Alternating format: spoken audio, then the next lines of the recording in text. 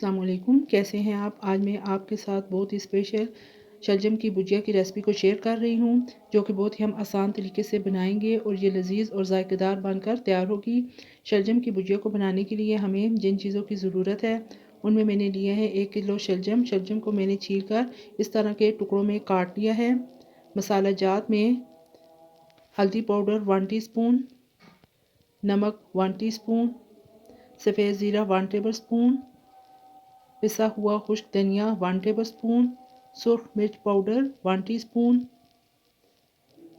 दड़ा मिर्च 1 table spoon, एक बड़े साइज़ का प्याज बारीक कटा हुआ, लहसुन अदरक पिसा हुआ 2 टेबल स्पून, 4 से 5 अदद सब्ज़ मिर्चें बारीक कटी हुई, कसूरी मेथी 2 टेबल स्पून, 3 अदद टमाटर बारीक कटे हुए। चलिए जी आज की रेसिपी को बनाना शुरू करते हैं। बिस्मिल्लाहिर्रहमानिर्रहीम। प्रेशर कुकर के अंदर हाफ कप कुकिंग ऑयल को शामिल कर दें। जैसे ही ऑयल गर्म हो जाए इसके अंदर प्याज को डाल दें, साथ में लहसुन अदरक भी शामिल कर दें।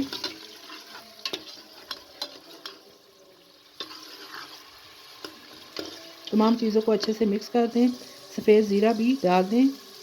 फ्लेम को आपने मीडियम रखना है। ये प्रेशर कुकर के अंदर ये सालन तकरीबन 8 से 10 मिनट के अंदर तैयार हो जाएगा। अब आप इसके अंदर टमाटर को शामिल कर दें। प्याज का कलर आपने डार्क ब्राउन नहीं करना, बल्कि हल्का सा कलर चेंज हो तो टमाटर शामिल कर दें। साथ में तमाम मसाले जात को भी डाल दें।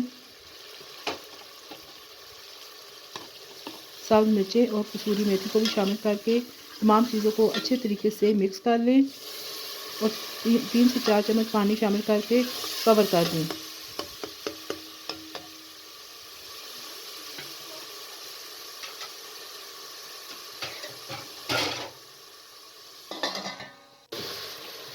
ये तकरीबन 5 मिनट गुजर चुके हैं। अब आप इसके अंदर शलजम को शामिल कर लें और मज़ीद 5 से 7 मिनट तक अच्छे तरीके से भून लें।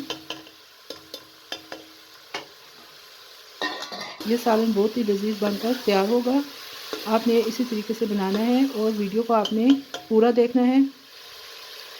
अब ये तकरीबन 5 मिनट हमने शलजम को अच्छे तरीके से भून लिया है। 3 गिलास पानी डालकर 10 से 15 मिनट के लिए कवर करके इसे पकने दें। ये देखिए जी 15 मिनट गुजर चुके हैं और हमारे शलजम का सालन अच्छे तरीके से बन चुका है। ये रेडी हो चुका है। अब बारीक कटा हुआ साफ धनिया और मिर्ची शामिल कर दें। मैं आपको डिश आउट करके दिखाती हूँ।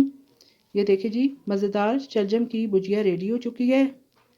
इसका कलर भी कितना खूबसूरत है और ये जायके के लिहाज से भी लाजवाब बनकर सालन तैयार हुआ है। आपने भी इसी तरीके से शलजम की भुजिया को बनाना है इन्हीं मसालों के साथ और मुझे कमेंट बॉक्स में अपनी राय से आगाह करना है कि आपको मेरी ये रेसिपी कैसी लगी है। अगर आपको मेरी रेसिपी पसंद आए तो लाइक कर दीजिएगा।